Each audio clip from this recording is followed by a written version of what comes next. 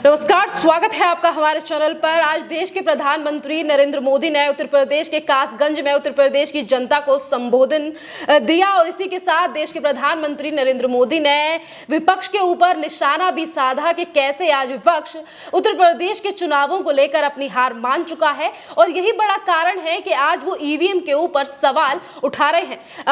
पवन त्यागी जी, किस तरीके से देख रहे हैं सर? आपके एक तरफ देश के प्रधानमंत्री दूसरे चरण के जो चुनाव होने वाले हैं उसको लेकर जनता को संबोधन दिया, तो वहीं दूसरी तरफ साफ तौर पर आज देश के प्रधानमंत्री नरेंद्र मोदी ने कह दिया कि भारतीय जनता पार्टी की जीत हो रही है इस बार और ईवीएम का रोना जो विपक्षी पार्टियां रो रही हैं वो इसीलिए रो रही हैं क्योंकि अब उनकी हार होने वाली है। किस तरीके से देख रहे हैं आप इस बयान को? देखिए, मोदी जी तो भाजपा के प्रमुख नेता हैं और ये माना जा सकता है कि वो इसलिए बयान दे रहे हैं कि भाजपा के नेता हैं, हमारी सरकार आ रही है और विपक्ष जो है हार रहा है, इसलिए ईवीएम पर सवाल उठा रहा है।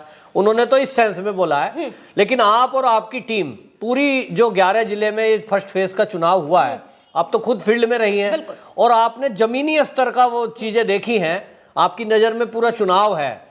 मेरा गांव मेरठ जिले में है और मैं उस गांव की आधार पर और मेरा घर जहां गाजियाबाद जिले में है वहां के आधार पर मैंने जो देखा कि सुबह से ही योगी जी के फेस पर वोट पड़ रहा था और लोगों के अंदर जुनून था, जैसा 2017 में हमने मोदी जी के लिए 19 में देखा था कि मोदी जी के लिए लोग जनता के अंदर फेस देख रही थी, ना कैंडिडेट नहीं देख रहे थे। इस बार भी मुझे ऐसा दिखाई दिया कि लोग कैंडिडेट नहीं देख रहे थे, योगी जी को सीएम बनाना है इसलिए वोट कर रहे थे।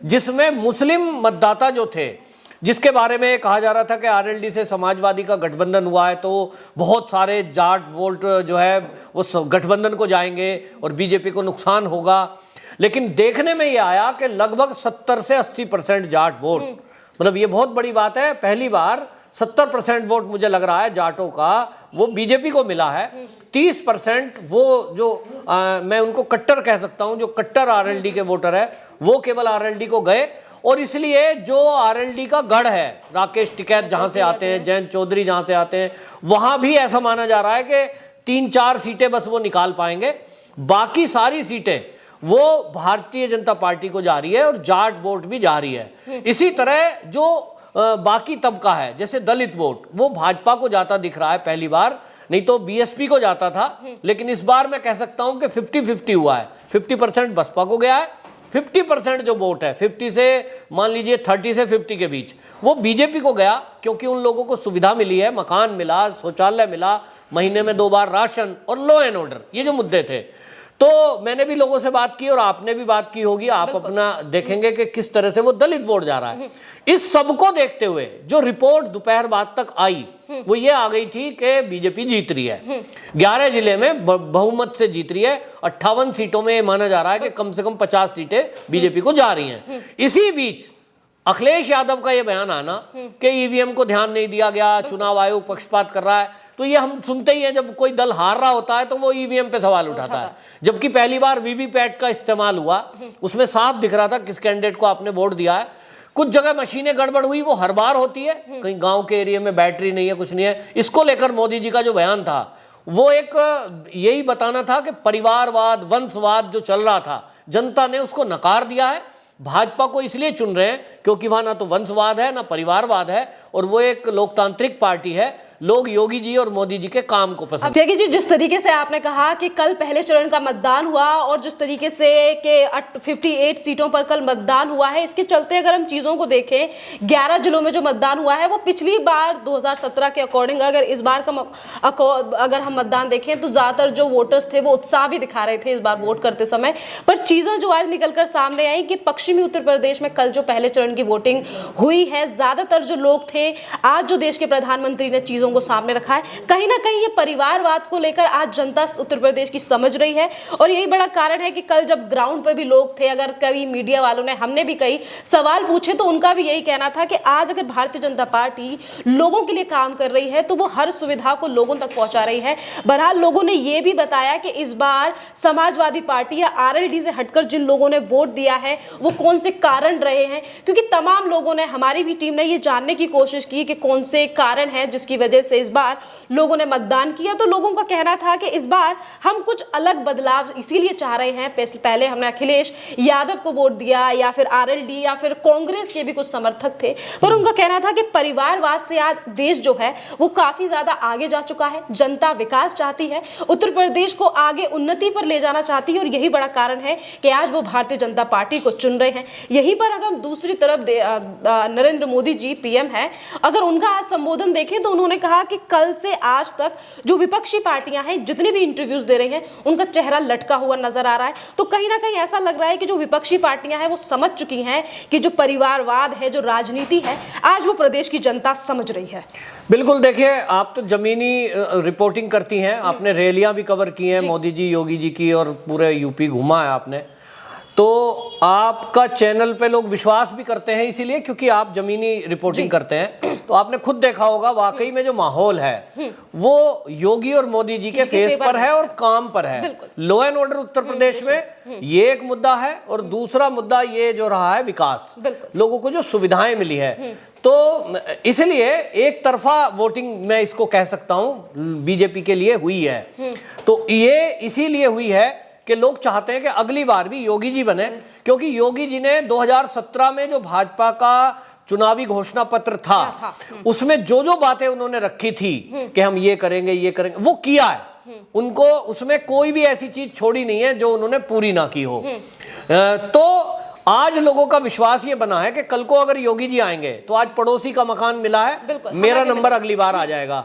तो संकल्प पत्र जो नाम इन्होंने रखा वो इसीलिए रखा कि वो संकल्प लिया है कि इस अगले 5 साल में हम बाकी लोगों के लिए ये काम करेंगे। देखिए जी, अगर आपने फ्री मकान या फिर और सुविधाओं को लेकर बात की है, तो जहां एक तरफ बीजेपी यानी कि भारतीय जनता पार्टी ने अपना संकल्प पत्र जारी किया है, तो तमाम जो घोषणाएं हैं वो कांग्रेस और समाजवादी पार्टी की भी वही हैं जो आज बीजेपी देने की कोशिश कर रही है। बीजेपी की तरफ जो संकल्प लिया गया है, पर इसके बावजूद भी अगर हम जमीनी हकीकत पे देखें, वोटरों के रुझान को जाने, तो कहीं ना कहीं जो लोग उत्तर प्रदेश के हैं वो भारतीय जनता पार्टी जो संकल्प पत्र है उसके साथ अपना समर्थन, अपना विश्वास ज्यादा दिखा रहे हैं। और यही बड़ा कारण दिखाई दे रहा है पूरे फील्ड पर कि आज जो विपक्षी पार्टियां हैं इतने बड़े वादे, क्योंकि जहां हम एक तरफ कांग्रेस को देखें तो वो फ्री स्कूटी की बात कर रही है, बीजेपी ने भी अपने संकल्प पत्र में कहा है कि वो मेधावी वाले बच्चे या फिर जो काम करने वाली महिलाएं हैं उनके लिए स्कूटी देंगे।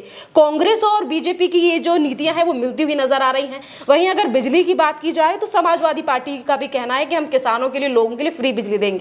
पर आज जो पहले चरण की वोटिंग हुई है, लोगों का ये कहना है कि अगर दूसरी पार्टियां जो वादा कर रही हैं, अगर इनकी सरकार आई तो शायद हमारी वो चीजें पूरी ना हो, वो शायद घोषणाएं पूरी ना की जाए। वहीं एक तरफ बीजेपी के जो वादे हैं उनके लिए जनता अलग ही रुझान पेश कर रही है और ये कहने की कोशिश कर रही है कि बीजेपी ने जो वादे किए हैं वो मिलेंगे उन्हें, क्योंकि जो पिछले साल 2017 में जो मैनिफेस्टो जारी किया गया था बीजेपी की तरफ से, उसमें से तमाम ऐसे वादे हैं जो भारतीय जनता पार्टी ने उत्तर प्रदेश में पूरे किए हैं। और शायद यही एक बड़ा कारण है कि आज इतनी जो भारी मात्रा में जो पहली बार वोट भी कर रहे हैं वो भी ज्यादातर बीजेपी की तरफ जाते हुए दिखाई दे रहे हैं। उत्तर प्रदेश की जो युवा पीढ़ी है उसके बारे में अगर हम बात करें, युवाओं का तो आपकी बातचीत हुई होगी जैसे वोटिंग के टाइम पे, क्या कहते हैं युवा उत्तर प्रदेश के? क्या उनका ये भरोसा है कि जो स्कूटी या ये मुद्दा है इस पर भरोसा है, या वो फिर अखिलेश यादव के कहने से, या जैसा कि आपने शुरुआत में भी इस बात का जिक्र किया था कि आज का जो युवा है वो काफी ज्यादा समझदार है, सरकार की नीतियों को समझकर ही आज की जनता जो है वो वोट कर रही है। तमाम युवा हैं जिन्होंने पहली बार भी वोट किया, लड़के लड़की तमाम लोगों से हमने बात की, बच्चे भी थे इनमें, ज्यादातर जो 18 साल से ऊपर थे, उन्होंने जो खास मुद्दा था उनका था नौकरियों का था, चीजों को लेकर था। उन्होंने कहा कि भारतीय जनता पार्टी, तमाम जो लोग थे या युवा थे, उनका कहना था कि आज अगर हमारी बहू बेटियां बहनें सुरक्षित हैं, इससे ज्यादा अच्छी सरकार हमें और कौन सी चाहिए।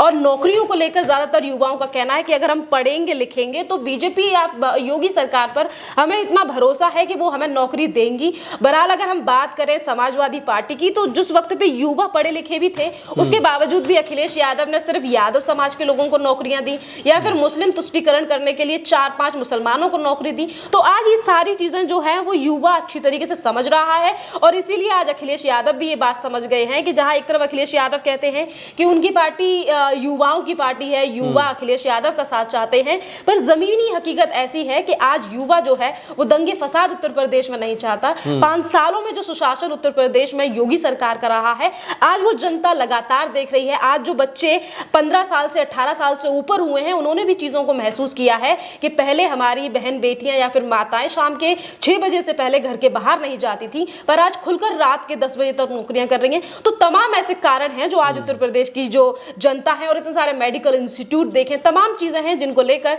योगी सरकार ने उत्तर प्रदेश में काम किया है। तो आज युवा जो है वो ज्यादातर जो कनेक्टेड होता नजर आ रहा है। आपकी बात से तो मुझे ये लग रहा है कि युवाओं को स्कूटी का लालच भी नहीं है। नहीं, बिल्कुल law and order main, law and order और चीजों और सुरक्षा को, क्योंकि ज्यादातर लोगों का कहना है कि हम नौकरियां तो कोई भी कर लेंगे अगर सुरक्षित। पहले की सरकारें लालच देकर सत्ता में आ जाती थी। बिल्कुल, लोगों का ये कहना है कि जो युवा है वो ये कह रहा है कि अगर हम, अखिलेश यादव ने काफी बड़े वादे किए, उन्होंने कहा कि अगर हमारी सरकार आई तो हम मेधावी के बच्चों को विदेश तक पढ़ने भेजेंगे। अच्छा। जहां युवाओं का कहना है कि अगर हम सुरक्षित ही नहीं रहेंगे तो हम कहां पहुंच पाएंगे। गुंडा माफियाओं की सरकार, अखिलेश यादव के जो कार्यकर्ता हैं, नेता हैं, वो अभी से धमकी दे रहे हैं। वही योगी आदित्यनाथ की जो चीजें हैं आज वो जमीन पर दिख रही हैं कि गुंडे माफिया एक बात कहने से भी डर रहे हैं। तो सारी चीजों को देखकर, निगरानी कर हर चीज पर बारीकी से देखकर जो युवा है आज वो इसीलिए मतदान करने जा रहा है। काफी लोगों से हमने बस इतना ही पूछा कि किन मुद्दों को लेकर उन्होंने वोट किया। उन्होंने, युवाओं ने साफ आकर कह दिया कि हमने भारतीय जनता पार्टी को चुना है और ये कारण है हमारे भारतीय जनता पार्टी को चुनने के। आप देख सकते हैं कि कितनी ज्यादा जो जमीनी हकीकत है, और उसी को मद्देनजर रखते हुए आज शायद देश के प्रधानमंत्री ने जो संबोधन दिया है, शायद उन्हीं चीजों को काउंट करके दिया होगा। बिल्कुल, देखिए जहां तक योगी सरकार का रहा, और मैं फर्स्ट फेज की बात करूं तो किसान मेन मुद्दे हैं।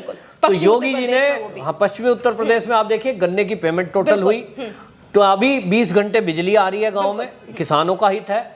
और आगे तो योगी जी ने कह दिया है कि सिंचाई के लिए जो बिजली रहेगी किसान को फ्री रहेगी। 2000 रुपया मिल रहा है, एमएसपी पर डबल खरीद हुई है। गांव में भी लॉ एंड ऑर्डर मुद्दा है, क्योंकि गांव वालों को लूट लिया जाता था। पहले और जैसा खेतों पे जाते थे, हाँ, चोरियां हो जाएगा। और जैसा आपने कहा युवा वोटर, अब मैंने पहली बार देखा, मेरे अड़ोस पड़ोस के जो बच्चे थे लालच वाली बात में नहीं आ रहे हैं। वो भी ये कह रहे हैं कि लॉ एंड ऑर्डर ठीक रहेगा, विद्यालय ठीक रहेंगे तो हम पढ़ेंगे, अपने आप स्कूटी खरीद लेंगे। तो ये नया ट्रेंड है, और आपकी बातों से भी मुझे लग रहा है, इसलिए आप समझिए कि उत्तर प्रदेश में ईवीएम की बात चलने लगी है, क्योंकि विपक्ष को ये लग गया है कि वो कहीं ना कहीं उत्तर प्रदेश में अब दोबारा आने वाला नहीं है। यही बड़ा कारण है कि कल पहले चरण के चुनाव उत्तर प्रदेश में हुए, पश्चिमी उत्तर प्रदेश में हुए, जहां मैनिफेस्टो में किसान से लेकर महिला और युवाओं के लिए तमाम वादे भारतीय जनता पार्टी ने किए हैं। तो वहीं दूसरी तरफ किसानों की जो पीएम सम्मान निधि है, प्रधानमंत्री सम्मान निधि, उसे भी बढ़ा दिया गया है किसानों के लिए। वहीं दूसरी तरफ सुरक्षा का पहला मामला है, जिसको आज मद्देनजर रखते हुए उत्तर प्रदेश की जनता ने पहले चरण की वोटिंग की है।